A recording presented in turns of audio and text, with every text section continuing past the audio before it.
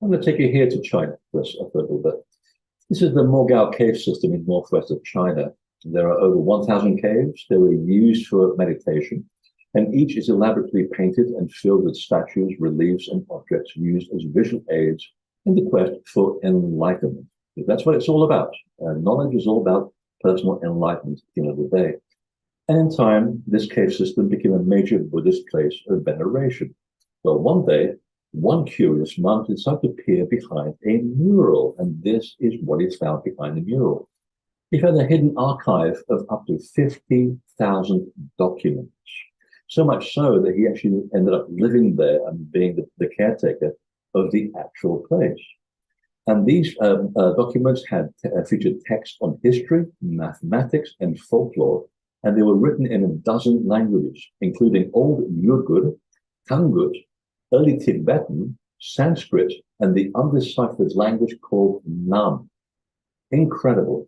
In fact, it was so incredible that one French explorer called Paul Payentot decided to move there, leaving his wife back in Paris, and set himself the daunting task of sorting the endless sea of documents. And I read one of his letters that he sent back to his wife back in Paris, and he said, "During the first 10 days, I attacked nearly 1,000 scrolls a day." And there he is. Talk about devotion to duty. And on the other side there, you can see one of the murals. The mural depicts the heavenly beings that apparently brought all of this information to this particular part of the world. And they shoved it inland, far away from the coast, in case more floods and catastrophes caused by falling meteorites would beset the earth again. That's why this cave is all the way up near Mongolia. But look at the halos around those gods. When you see the halo symbol around a person, that is an illuminated being, a shining one, a person that has knowledge, and it gives them a certain glow, a certain shine. That's where the term comes from. Well, word of this discovery of these scrolls reached John Macmillan Brown. He was the Chancellor of the University of New Zealand, where I should be going in about 3 months for a long, long tour. I love it there. Like any early European navigators, he saw today's Pacific Islands as the remains of an older root civilization, a theory he based upon his examination of the text he received from the Mogao Caves. And one of them was written in a lost language, and he became fascinated with this lost language, and he actually taught himself how to decipher it, to the point where he became a leading advocate for a lost continent in the Pacific. But among all of these scrolls, he found a map of the original Pacific, detailing the location of a missing landmass. And you think I'm about to press a button and I'm going to show you this map? Well, you'd be disappointed, because I'm looking for that map as well. So I'm looking at the progeny of his family to see where this map might be. So I'm on a little quest of my own right now on my next trip to New Zealand. You just never know. These things just might end up on my lap, as they usually do. Well, if Macmillan Brown had looked closer to his home, he would have found a wonderful vestige of the gods in New Zealand itself. You're looking at it right now. This is supposedly called the Kaimanawa Wall. It's not a wall. It's actually something very, very different. Let me give you a quick background to this. There was a sort of a local legend that there was something in this particular forest on the North Island of New Zealand. And when people went there, they found this wall, which seemed like it was being carved by hand, because you have some very definitive 90-degree cuts in the stone of a type that should and cannot break in exact 90-degree cuts. It's a type of rhyolite. It's a stone that's basically caused by volcanic action. And the local geologists basically poo-pooed the idea that this was any major civilization here, because apparently, according to them, people have only been in New Zealand for 800 years, which even the original Maori people said is absolute nonsense, or bollocks, as we call it in our language. People have been here for much, much longer, and it can be proved. And I've even assisted in that particular research myself.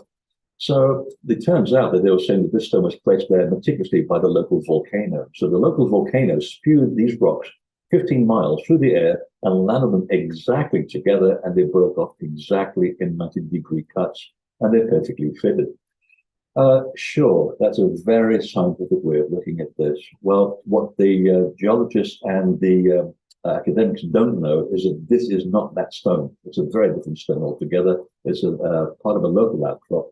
And what they also don't know is that when you take the soil away, you take all that detritus of ash that you see in the picture, and you go down 6 feet, which we did surreptitiously, you find yourself with a rock which is in perfect condition. And when you see that red light, look at the cut. That rock has not been eroded. It's been protected from erosion by volcanic eruptions of ash. So the ash has protected it. And the last volcanic eruption of that particular area was over 5,000 years ago. Ergo, these rocks, which are meticulously cut and cut like a laser and show absolutely no erosion, has to be older than 5,000 years. And I was there for the first time about 12 years ago, and one of the researchers over there said, "You'll get a kick out of this." And I said, "Yeah, I really am getting a kick out of this because what I'm looking at here is purely man-made. And look at the precision. It's just like what you get in Egypt or in South America. Absolutely pristine." And they said, "Jump in there." And I'm a big guy, I'm 6'5", and I jumped into that slab, and it made a lovely echo sound from underneath. In other words, where the light is in this picture is the top of the ceiling of a chamber, which is hollow, because you can only get sound that booms like an echo if there's a chamber and a very well meticulously executed resonance cavity under there. So what is the climbing hour wall? I suspect it may be most likely a step pyramid. We're seeing the top of a step pyramid. The ones I've already showed some pictures of earlier, the design's very common to many Polynesian and throughout the islands all the way to Easter Island. These are the stone platforms, the apple of the gods themselves. And staying in New Zealand, we find major traces of missing gods throughout the islands if you care to look. The oldest indigenous people of New Zealand are called the Waitaha. They have a tradition of record keeping going back to 8,000 BC. This is very, very troublesome for academics because as far as they're concerned, the Waitaha don't even exist, which is a bit racist of them because there's 13,000 of them living there today. And I know quite a few of them. Some of them are my friends, and one of them is the actual wisdom keeper of the Waitaha himself, who backs all of this up. They're not looking for money, they're not looking for special status, they just want the story to be told. And I'm the kind of guy who likes to tell the story. Now, their record keeping goes all the way back to when they lived on Easter Island, when they called it an archipelago, not as one island as they see it today. Back when they were living there, there was several islands to the chain. Well, that was over 12,000 years ago. So we can date that story to that moment. And they talk about intermarrying the flood gods, and they moved as the Waitaha to the South Island within 3 generations after the flood. So that's around 8,000 BC or thereabouts. And they record the birthplace of the gods on that dot that I just showed you. This is it. This is that yellow dot. This, my friends, is called the birthplace of the god, of the gods. It is called Te Kohanga, or the sacred nest. It looks like its own primordial island. And at one point, when there's a lot of glaciers around here, it used to be surrounded by a glacial lake. And it looked like the primordial island that's found in every culture on the planet, which is the point where knowledge of the gods is deposited, and they were not far off. These gods were called the Uru Cave, which means the red people or people of red hair. And they lived here very, very happily. And in fact, when I first came here, I didn't know any of this story. When I was walking around, I was flabbergasted that there were so many shapes that looked like the faces of people. Highly eroded because this is limestone. And there's the rub, because in limestone, if you leave limestone out long enough in the rain, it will look under certain conditions like the shape of things, objects of people or animals. This is not what was happening to me here. And I said it very definitively. What I'm looking at here is the faces of people. Well, little did I know that in their written tradition, which had just been published, and I only got the book a year later, that they said that we carved the knowledge that we knew onto the stones by a group of people called the Keepers of Stone, who, and I quote, are able to shape the stone without breaking its spirit. What a lovely quote that is. And they said the main monolith actually depicts their tutelary goddess, and here she is. This is Manotini. Under the right lighting conditions, where the lighting is low, especially at autumn, you'll still see the marks, and you can see in the picture here, the marks where the stone walls were hit on the surface to create the shape of this tutelary goddess. The eye sockets are still there, the nose and a bit of a mouth. And again, thousands of years of erosion, but it's still there to this very, very day. Well, they said the Urukeu were navigating the Pacific long before the flood. And they obviously were in New Zealand well before 10,000 BC, if that's the case. Well, my question was, when might the birthplace of the gods, the Urukeu, have been established here? The Waitaha talked about a calendar stone in this part of the world, and I figured, okay, there's only 10,000 megaliths to choose from. How are we going to find a calendar stone? After 5 years of going to the birthplace of the gods, I finally located it. Here it is, with the only bird in the whole damn valley standing on it, like Horus. It was actually a hawk. Horus standing on this calendar stone. It looks like a sundial. And let me give you a close-up just to prove that it's not natural. This is actually man-made. It looks like a sundial, and you can still see 2 dots for the eyes, a nose, and a mouth. That is definitely not erosion. That is a very man-made feature. There's Maritini in the background, to give you a sense of the scale. She's about 15 miles away from this picture. So it gives you a sense of the scale of what I had to work with. It's a lot of hiking. Now, how are you going to date all of this with a calendar stone? Well, you find out the principal constellations to the Waitaha mythology, Orion and the Southern Cross, and specifically Orion, yet again. Well, using the art of archaeoastronomy, where we align the temple to the actual background to find out what the stars were doing, we now have the technology to move the sky back thousands of years with deadly accuracy and find out what was going on.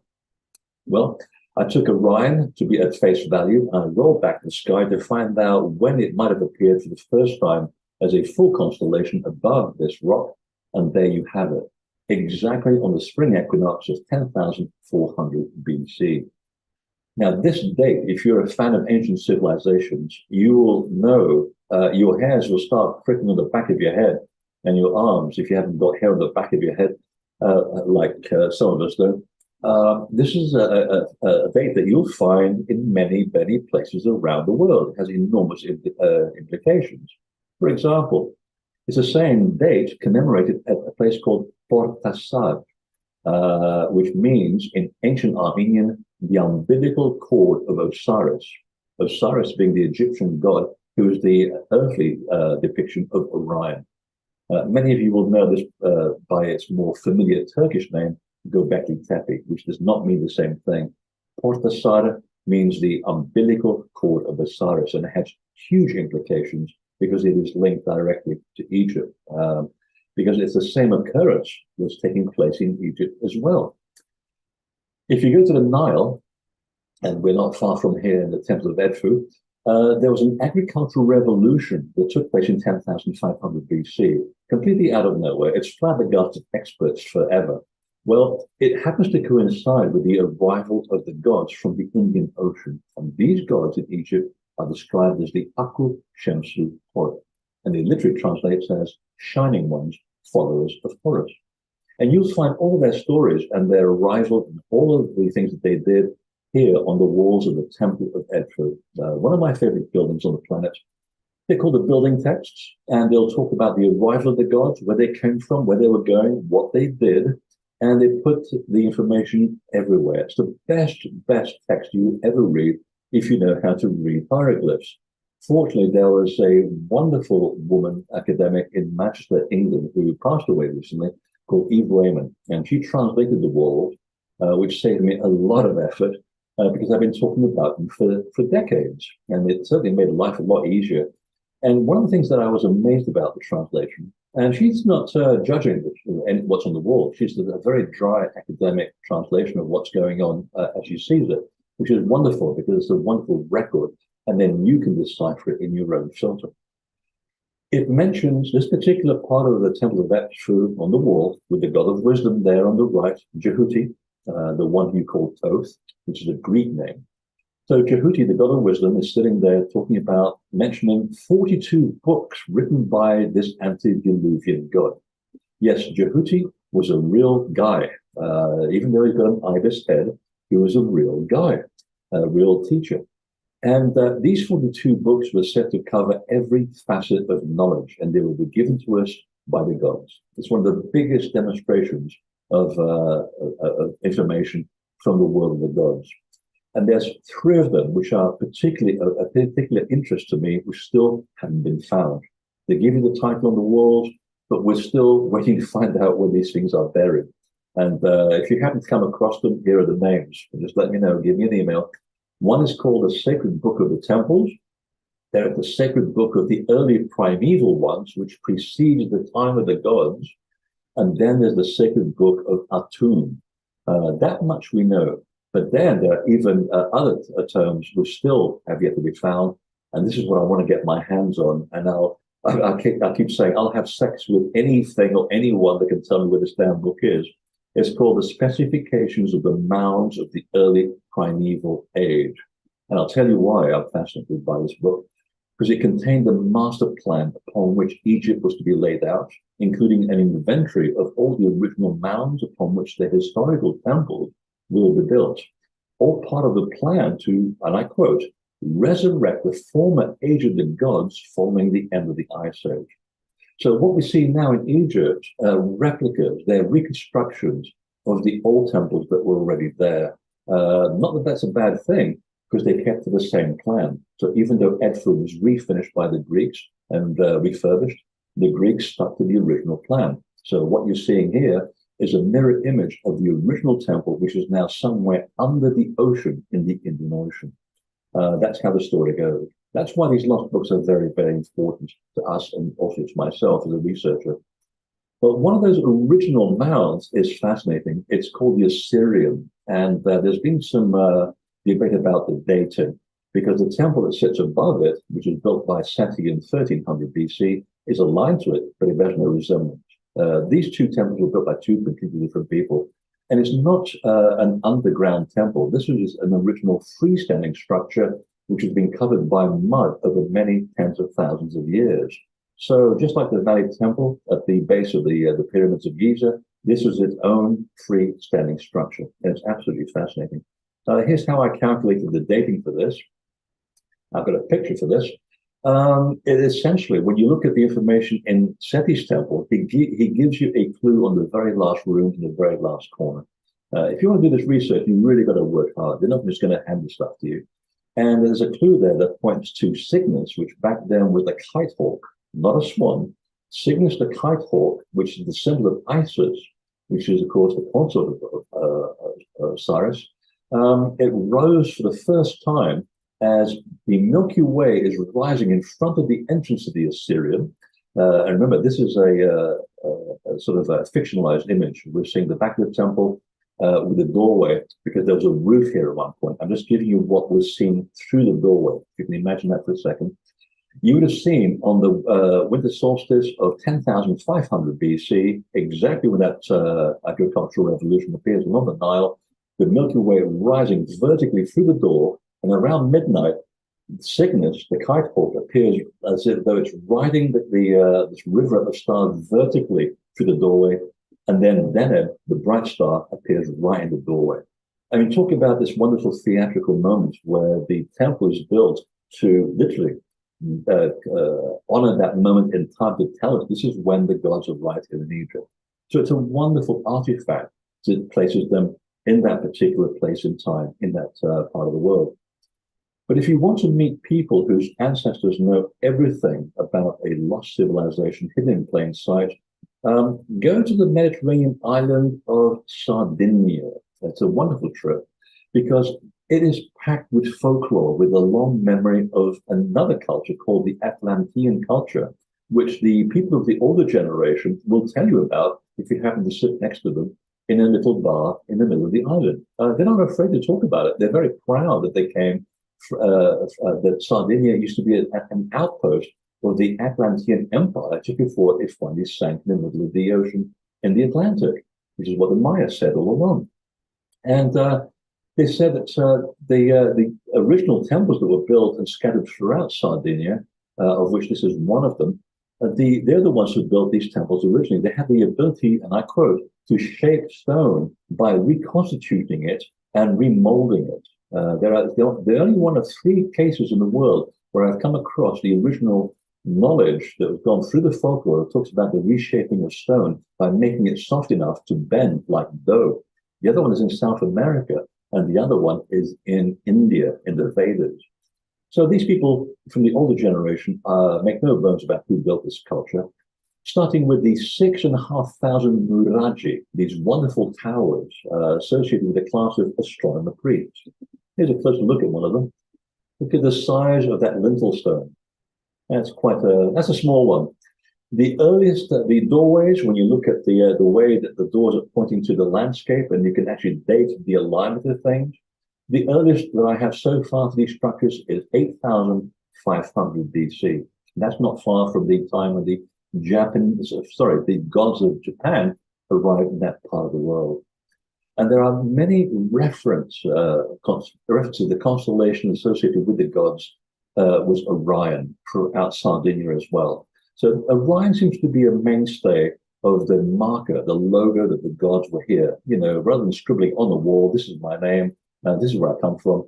It's the commemoration of Orion again and again around the world as a place where the gods came from, where humans originally came from as well, and we're going to commemorate that into our temples.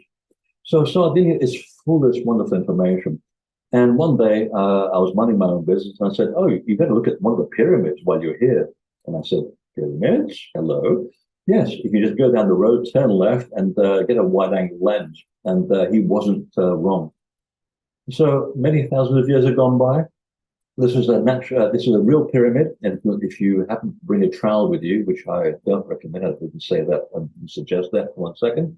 But if you happen to have a trowel with you, you'll see the stones all the way up to this ruined castle.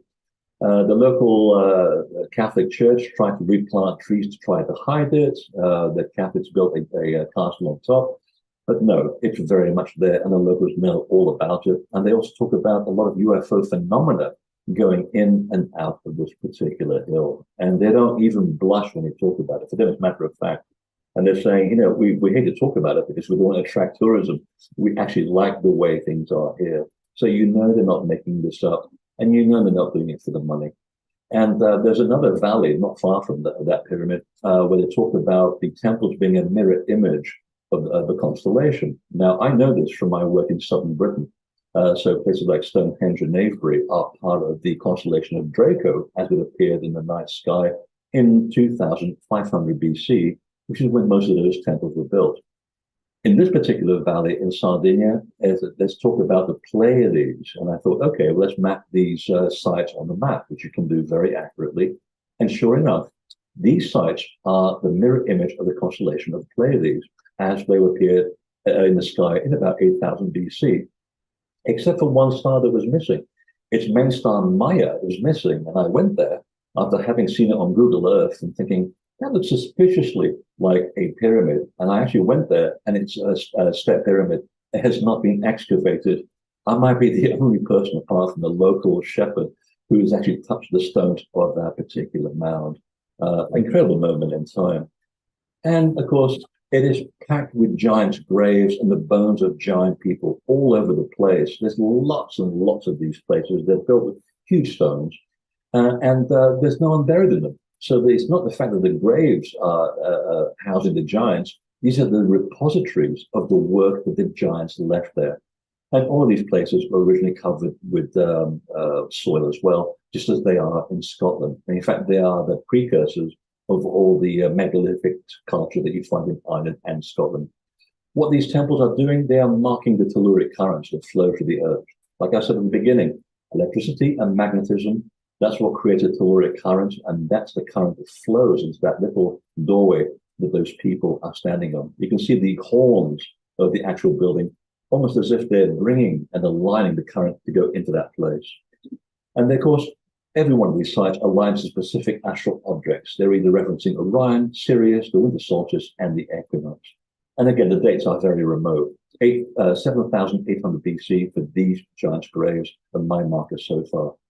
The giants themselves, they're actually marked in common ground in the normal graves like you and me, and the local shepherds keep coming across them all the time They are threatened by the church. They are threatened by the archaeologists and the police. And they'll say, we're not going to shut up about it. Why should we be? We're proud of this culture. Why wouldn't we be? And they're still found to this very day. I even have, I was able to touch the fragments of one of them, and plans are underway to do some carbon-14, some DNA testing. So if I happen to disappear from the face of the earth, you know there's a conspiracy of science going on. I'm not in silence. So that's why I want to share this all with you today. So I hope that hasn't been overwhelming. If it has been, there's a place where you can go and catch up on the other 99% of the missing information in my book and the video that goes with it. So without much further ado, gentlemen, I'm back in your domain. Well, thank you. Let's just see, is there any questions in the chat? I'm also, where's your work go from here? I mean, just curious, like what do you work? I go where the work takes me, where the information takes me. There's no plan. I never have a plan. I want to go to Armenia after I finish the book on Scotland and the megalithic cultures of Scotland. I was helped by a couple of people who really understand ancient Armenian. I had to learn the language and found that the temple names in that part of the world all mean something. So I'm now fascinated to find out the parent culture, because that's where the place where the Anunnaki come from, the people of the sky god, which some really negative things have been said about them, and most of them bear no resemblance to any reality. They're not like worshippers of Ra. And I want to go and find out, I believe, is the original place where the Anu used to live. So once the little civil war has got out of the way in that part of the world, because we forget that there's not just Russia and Ukraine, there's also Azerbaijan declaring war on Armenia, and I'm a bit concerned about it. So I will be there to bring back some more information. Yeah. Now, did you mention the Bosnian pyramid in this talk? Because I didn't hear it. Because I'll leave that to Uncle Sam. He knows better than that. But it seems to connect to some of these other whoever built that. What, I mean, do you have any ideas about that? Who built the? No. I have no idea. I mean, I could sit here and hypothesize and give you an opinion, but then we have everybody. No, I get it. Your research. Yeah. Changed information with him over in Montreal. And I said, you really got to go to the folklore of the Serbian area to find out what they were talking about. Once you get to the folklore, that gives you the clues to where you're going. But I did say it's three there, and they will form a perfect triangle. And he got spooked and he said, have you hacked my computer? I said, why? Well, there are three pyramids. We haven't mentioned about it yet. And they are a perfect triangle. I said, well, now you've got something. Because everything that I've found around the world that shares a common point, even in India, they are 1,800 miles apart. The temples form perfect right-angled triangles, and what connects them is stories in the folklore. So I'll leave it up to him. Great. Okay, the best way to reach you and your books, what's the best way to find you? Invisibletemple.com, and I've just released a brand new and original 3-part series on Egypt, which will make your time very yummy. Great. Freddie, I appreciate you. And, I think you're doing very fine work, very important work. So hope to see you at more conferences. Thank you for your and good luck.